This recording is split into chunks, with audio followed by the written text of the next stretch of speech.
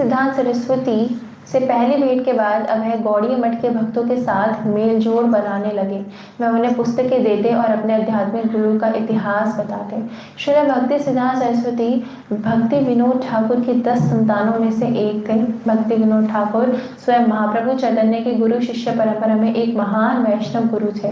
भक्ति विनोद के समय से पहले महाप्रभु चैतन्य के उपदेश ऐसे गुरुओं और संप्रदाय के हाथ में पकड़कर धुंधले हो गए थे जो झूठ मूठ अपने को महाप्रभु के अनुयायी बताते थे, किंतु जो उनकी विशुद्ध शिक्षाओं से कई तरह से बहुत दूर हट चुके थे।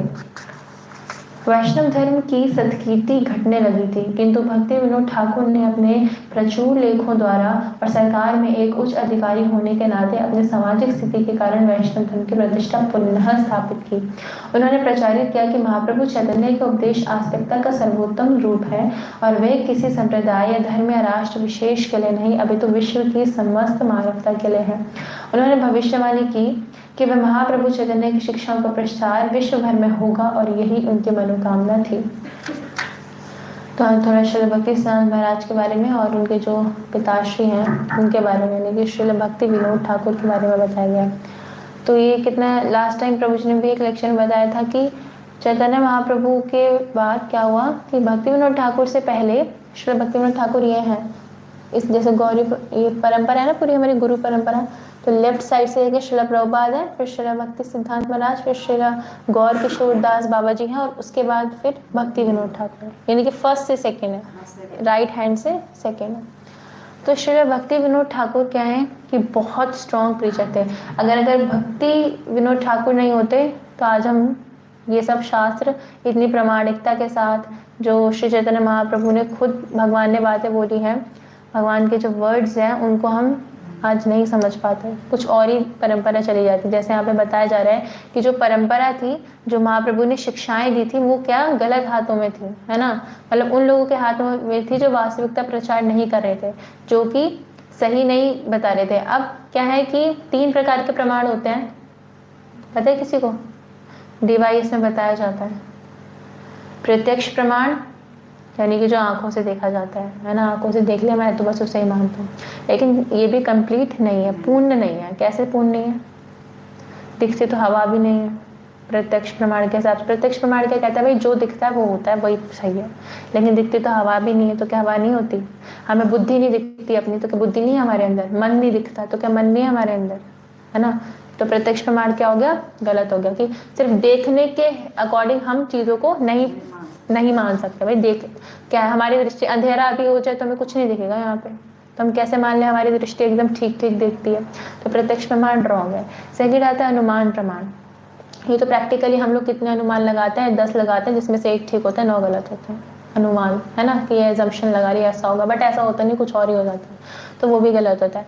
लेकिन शब्द प्रमाण क्या होता है? वो सही होता है। शब्द प्रमाण जैसे कि जो परंपरा से शब्द प्रमाण आ रहा है ना, भगवान भी, क्योंकि भगवान ने बोल दिया एवं परंपरा प्राप्तम राज ऋषियों हे विदु, है ना, 4.2 में, चैप्टर 4 में भगवान बता रहे भगवद गीता में। तो परंपरा के माध्यम से जो ज्ञान आ रहा है वो कैसे आ रहा है? शब्द प्रमाण, शब्द के माध्यम से, शब्द से शब्द, चाहे वो बुक्स की फॉर्म में हो या भगवान ने किसी को टीचिंग्स दी हो। पहले तो लोग श्रुति धर हुआ करते थे तो कान से सुन लेते थे और याद रख लेते थे, बट कलयुग के लोगों के लिए स्पेशली वेद व्यास जी ने सारे वेदों का व्यास यानी कि उनको रचा, वेदों को, शास्त्रों को, पुराणों को रचा हम लोगों के लिए, क्योंकि हमें इतनी बुद्धि नहीं कि हम सुन के याद रख लें, तो पढ़ के हम याद रख सकते हैं।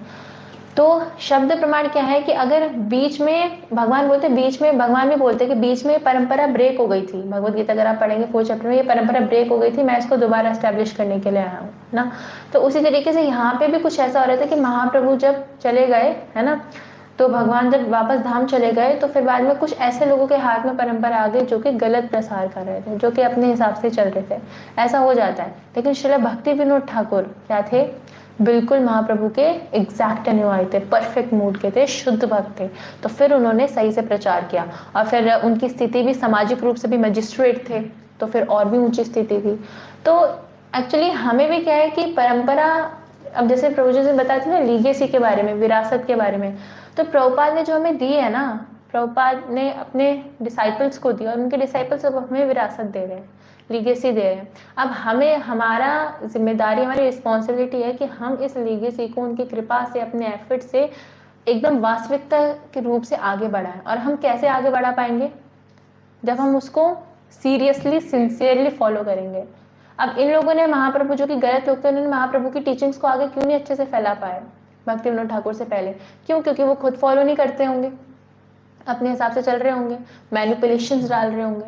लेकिन हमारी क्या रिस्पॉन्सिबिलिटी है कि हमने जो विरासत ली है, लीगेसी ली है, उसके अंदर क्या है कि हमें एज इट इज प्रेजेंट करना है। प्रभुपाद इसको लेके बहुत स्ट्रिक्ट है ना, कि भाई जो बेसिक्स हैं, बेसिक्स नहीं बदल सकते कभी भी, जो आधार हैं वो नहीं बदल सकते, वो लेके चलना पड़ेगा। तो हमारी रिस्पॉन्सिबिलिटी है कि हम सीरियसली और सिंसियरली जो हमारे आचार्यों ने टीचिंग्स दी उनको फॉलो करें और उनको वैसे ही आगे तक पहुंचाएं, ताकि परंपरा ब्रेक ना हो, परंपरा टूटे ना कि भाई आप गलत आ गए। वो तो कृपा है भगवान की और उनके शुद्ध भक्तों की कि वो आते हैं और परंपरा को बचा लेते हैं, है ना। भगवान छिन्न भिन्न नहीं होने देते, क्योंकि फिर अगर भगवान तभी बोलते हैं धर्म को स्थापना करने के लिए भगवान आए हैं, परंपरा को स्थापना करने के लिए आए हैं, है ना। तो हम भी क्या है कि हम भगवान के शुद्ध भक्त जैसा तो नहीं प्रचार कर सकते, डेफिनेटली नहीं कर सकते, बट उनकी कृपा पे और आश्रित होके कुछ अपने एफर्ट्स लगा सकते, एक छोटा सा इंस्ट्रूमेंट बन सकते हैं उनके प्रचार में, है ना। बोलते हैं ना बहती गंगा में हाथ धो लेना, है ना, बहती गंगा तो बहती, हाथ धो लो भाई शुद्ध हो जाएंगे। तो वो तो प्रचार कर ही रहे हैं, भगवान के शुद्ध भक्त गुरु महाराज हैं, प्रभुपाद के सारे शुद्ध डिसाइपल्स हैं, वो प्रचार कर रहे हैं, प्रभुपाद प्रचार कर रहे हैं अब भी अपनी बुक से। लेकिन हम क्या है, हम छोटा सा इंस्ट्रूमेंट तो बन सकते हैं, है ना, एफर्ट्स तो डाल सकते हैं। जैसे वो गिलहरी वाला इंसिडेंट याद होगा, गिलहरी क्या करी थी, छोटा छोटा एफर्ट डाल रही थी, बट भगवान ने रिकॉग्नाइज किया, कृपा दी। तो उसी तरीके से हमें भी क्या है कि इतना बड़ा तो नहीं, लेकिन हम इंस्ट्रूमेंट तो बन सकते हैं, है ना। इस मूवमेंट में बहुत प्योर मूवमेंट है, जिसमें महाप्रभु भगवान स्वयं आए, 4 संप्रदाय हैं, है ना, प्रमाणित, जिसमें से गौड़ीय वैष्णव संप्रदाय में भगवान आए हैं। तो कितना स्पेशल होगा ये। हमें जब तक ग्लोरीज नहीं पता होगी ना, जिसके अंदर हम हैं, जिस स्कूल के अंदर हैं हम, तब तक हम क्यों एफर्ट्स डालेंगे। लेकिन जब ग्लोरीज पता होगी, समझेंगे, तब सिंसियरिटी और सीरियसनेस आएगी। लेकिन तो ऐसे भक्ति विनोद ठाकुर ने फिर आगे इसका प्रचार किया। तब क्या आगे कि भक्ति सिद्धांत ने कहा कि अब लोग नास्तिक हो गए हैं, इसलिए अब उनका विश्वास नहीं रह गया है कि भक्ति से सभी अनियमितताएं, यहाँ तक कि राजनीतिक क्षेत्र की भी दूर हो जाती हैं। आगे बोलते हुए उन्होंने ऐसे सभी लोगों की आलोचना की जो आत्मा के विषय में अनजान हैं, किंतु फिर भी नेता बनने का दावा करते हैं। उन्होंने ऐसे समकालीन नेताओं के नाम भी लिए हैं और उनकी विफलताएं बताई। अंतर्य आत्मा कृष्ण से उसके संबंध और भक्ति के विषय में लोगों को शिक्षित बनाकर मानवता का अधिक से अधिक कल्याण करने की तात्कालिक आवश्यकता पर उन्होंने बल दिया। तो कृष्ण कॉन्शियस क्या है, हर रोग की दवा है कृष्ण भावनामृत। तभी प्रभुपाद की जो बुक्स है ना, प्रभुपाद की बुक्स आने वाले 10,000 तक रिलेटेबल रहेंगी, क्योंकि प्रभुपाद ने अपनी बुक्स में क्या दिया है, Krishna conscious Krishna conscious Krishna conscious, पूरी कृष्ण भावनामृत चीजें दी, पूरी कृष्ण भावनामृत फिलॉसफी दी है। तभी तो आगे जाके क्या है कि 10,000 साल तक ही रहेगी। और प्रभुपाद ने ऐसा ही बोला था कि आने वाले टाइम पे लोग खुद इस बात को रिकॉग्नाइज करेंगे कि ये जो श्रील प्रभुपाद की बुक से इन्होंने हमें बचा लिया, नहीं तो क्या स्थिति हो जाती। तो जैसे यहाँ पे बताया जा रहा है, श्रील भक्ति सिद्धांत सरस्वती महाराज क्या कह रहे हैं कि इवन राजनीतिक क्षेत्र की प्रॉब्लम्स भी क्या है, कृष्ण भावनामृत से ठीक हो सकती है ना। पॉलिटिकल सिस्टम आज है, पहले भी तो था, है ना। हम देखें जनक महाराज, है ना, कितने सारे राज ऋषि हुआ करते थे। राज ऋषि का मतलब कौन होता है, जो कि ऋषि भी होते हैं और राज्य भी चला रहे होते हैं, पॉलिटिक्स में भी होते हैं। लेकिन हमने देखा है कि कितने अच्छे तरीके से उन्होंने पूरे पॉलिटिकल सिस्टम को चलाया। क्यों? क्योंकि वो कृष्ण कॉन्शियस थे।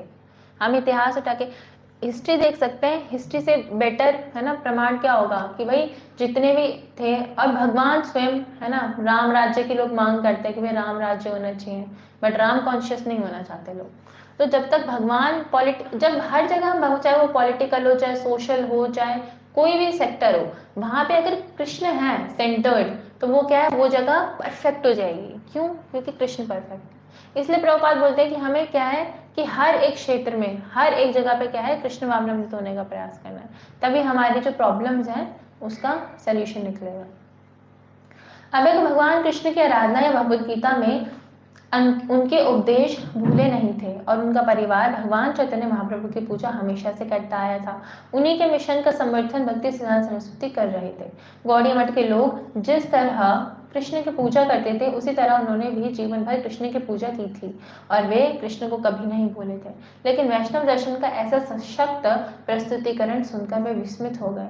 पढ़ाई, विवाह, राष्ट्रीय आंदोलन और अन्य मामलों में लिप्त होते हुए भी वे कृष्ण को कभी नहीं भूले थे। किंतु भक्ति सिद्धांत सरस्वती अब उनमें उनकी मूल कृष्ण चेतना को जगा रहे थे और इस आध्यात्मिक गुरु के वचनों को सुनकर वे न केवल कृष्ण का स्मरण कर रहे थे, वरन अपने में कृष्ण चेतना को हजारों गुना, लाखों गुना समृद्ध अनुभव कर रहे थे। बचपन में अभय ने जो नहीं सुना था, जगन्नाथपुरी में जो उनके लिए अस्पष्ट था, कॉलेज में जिससे वे विचलित थे, पिता ने उनकी जिस बात की रक्षा की थी, वह सब अब उनकी प्रतिक्रिया स्वरूप भावनाओं में उमड़ आया और वे उसे बनाए रखना चाहते थे। वे पराजित अनुभव करने लगे, लेकिन यह उन्हें पसंद आया। अचानक उन्हें अनुभूति हुई कि वे कभी पहले पराजित नहीं हुए थे, परंतु इस पराजय से कोई हानि नहीं थी। यह बहुत बड़ा लाभ था। कभी शिल प्रभुपाद भक्ति सिद्धांत महाराज से मिले है ना, तो क्या है, एकदम शुद्धता प्रकट हो रही है ना। जैसे यहाँ पे लिखा है कि वरन अपने में कृष्ण चेतना को हजारों गुना, लाखों गुना समृद्ध अनुभव कर रहे थे। तो ये होता है, शुद्ध भक्त से मिलने में क्या होता है, शुद्ध भक्ति है ना, कि एक वैष्णव सॉन्ग बताया ना, दर्शने पवित्र करो यही तुम्हार गुण। तो जो शुद्ध भक्त हैं, क्या है कि वैष्णव हैं, शुद्ध भक्त हैं, उनसे जब हम श्रवण करते हैं ना, तो हमारे अंदर अपने आप ही कृष्ण चेतना क्या है, और ज्यादा डेवलप होने लगती है। सुप्त अवस्था में सबके अंदर कृष्ण कॉन्शियस है। इवन बाहर जो लोग घूम रहे हैं, जो यहाँ पे बैठ के नहीं सुन रहे, उनके अंदर भी कृष्ण कॉन्शियस है, लेकिन क्या है, सुप्त अवस्था में सोई हुई है, वो समझ नहीं पाते। लेकिन जब भक्तों के एसोसिएशन में आते हैं, स्पेशली शुद्ध भक्तों के एसोसिएशन में आते हैं, तो हमारी जो कृष्ण कॉन्शियस है ना, वो बहुत ज़्यादा बढ़ जाती है, क्योंकि उनके अंदर है कृष्ण कॉन्शियस। ये बहुत ज़रूरी है, क्योंकि उनके अंदर कृष्ण कॉन्शियस है, इसलिए हमारे अंदर प्रभाव पड़ रहा है ना। तो हमारी भक्ति, जैसे हम प्रचार करते हैं ना, प्रचार में सबसे मेन पॉइंट क्या है, जैसे प्रीचिंग इज द एसेंस है, और उतना ही इंपॉर्टेंट क्या है, purity is the force. Prabhupada ने दिए ना ये प्रिंसिपल्स कुछ, प्योरिटी इज द फोर्स। शुद्धता क्या है, शुद्धता में शक्ति है। शुद्धता नहीं होगी तो हम प्रचार नहीं कर पाएंगे। क्या अफेक्ट कर पाएंगे दूसरों को, अफेक्ट ही नहीं कर पाएंगे। जितना हम खुद फॉलो नहीं कर पाएंगे तो फिर दूसरों को क्या बता पाएंगे। तो शुद्धता रखना बहुत ज़रूरी है, प्योरिटी रखना बहुत ज़रूरी है। प्योरिटी, जितनी शुद्धता हम रखेंगे उतना ज़्यादा हम प्रचार कर पाएंगे। कोई लोग बोलते हैं ना, हमारी बातों से अफेक्ट नहीं होता, कोई हमारी बात नहीं सुनते, हमसे वहाँ प्रचार होगा, क्यों? क्योंकि प्योरिटी की कमी है।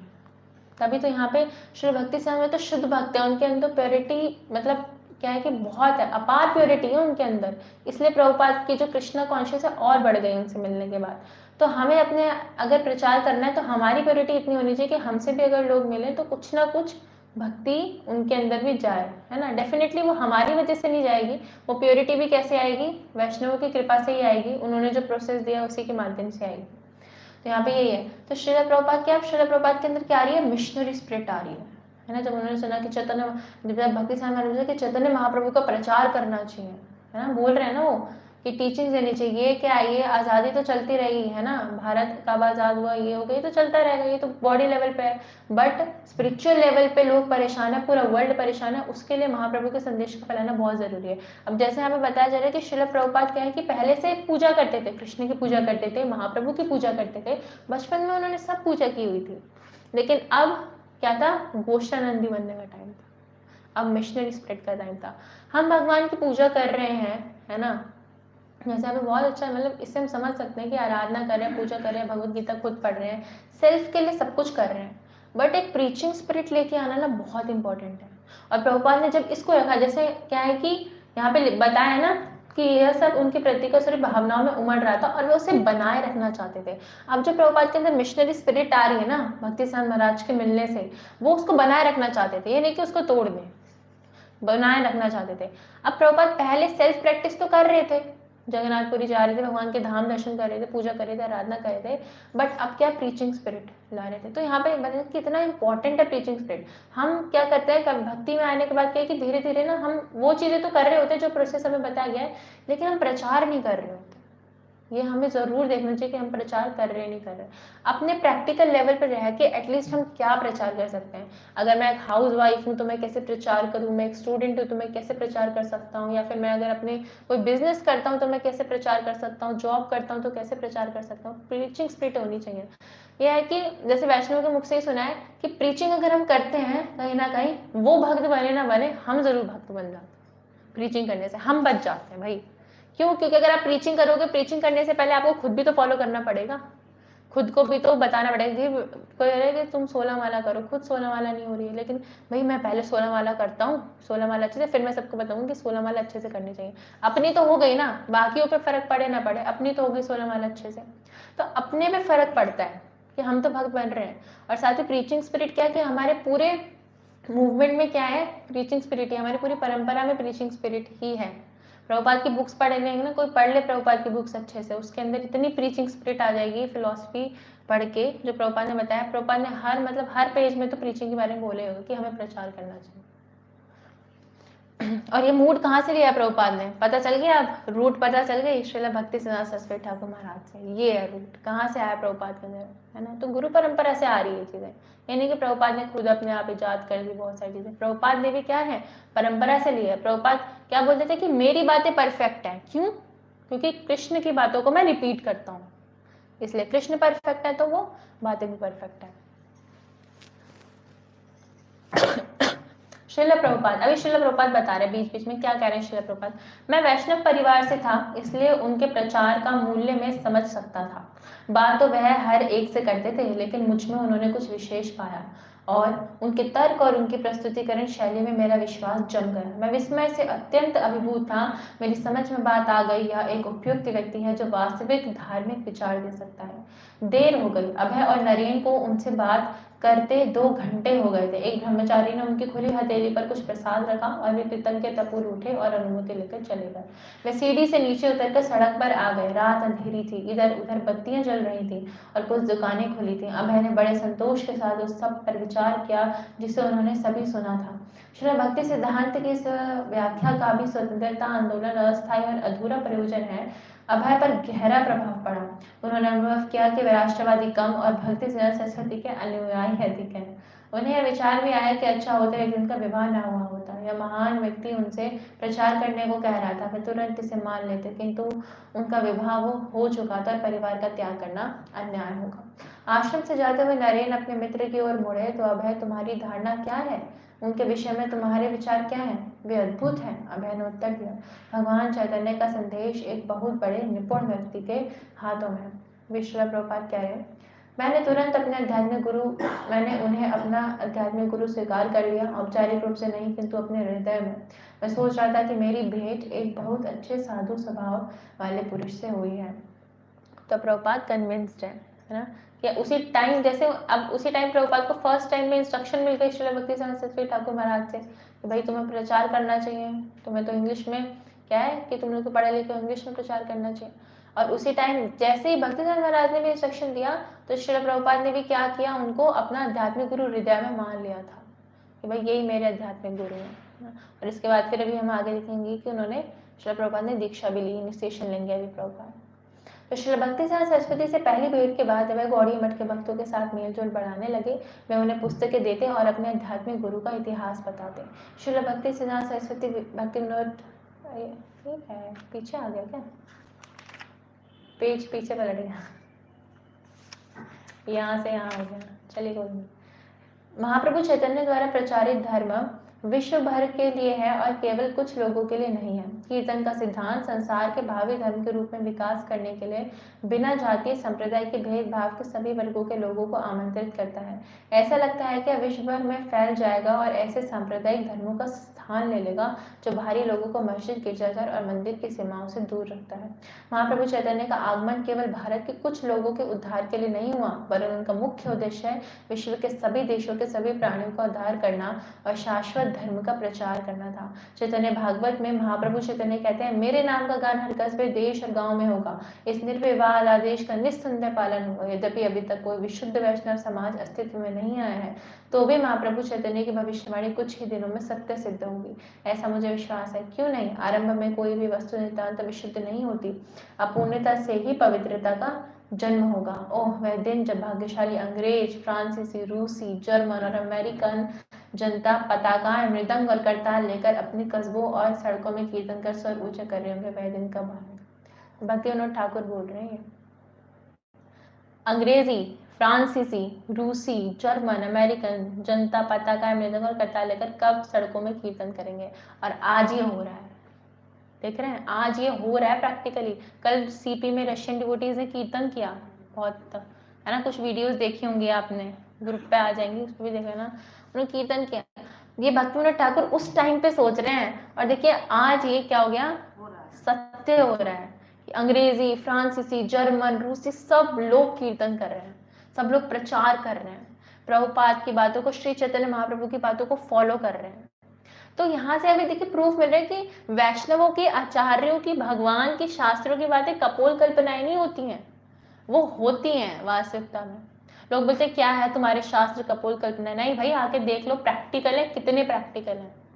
अभी तो कोई बहुत हजारों साल तो नहीं हुए, 500 साल पहले महाप्रभु ने बोला था, है ना, कौन सा है वो श्लोक, पृथ्वी चे नगराति ग्राम सर्वत्र प्रचार हुए मोर नाम, है ना। और भक्तिविनोद ठाकुर ने भी बोला था कि महाप्रभु का सेनापति भक्त आएगा जो कि ये वास्तविकता में इसको सच करेगा, और आज ये हो रहा है वास्तविकता में। तो एक प्रमुख न्यायाधीश होने के नाते भक्तिविनोद ठाकुर जिम्मेदार सरकारी अधिकारी थे। वे भगवान जगन्नाथ के मंदिर के अधीक्षक भी थे और 10 बच्चों के पिता थे। इन दायित्वों का भार वहन करते हुए भी वे कृष्ण भक्ति का प्रचार असाधारण स्फूर्ति के साथ करते थे, प्रचार करते थे। गृहस्थ थे, 10 बच्चों के क्या थे, पिता थे, उनकी 10 संतानें थी, है ना, फिर मजिस्ट्रेट भी थे, और उसके बाद भी प्रचार करते थे। तो ऐसे गृहस्थों को हताश नहीं होना चाहिए, अरे हम कहाँ कर सकते हैं, हम तो नहीं कर सकते, ऐसे हताश नहीं होना चाहिए, सब हो सकता है।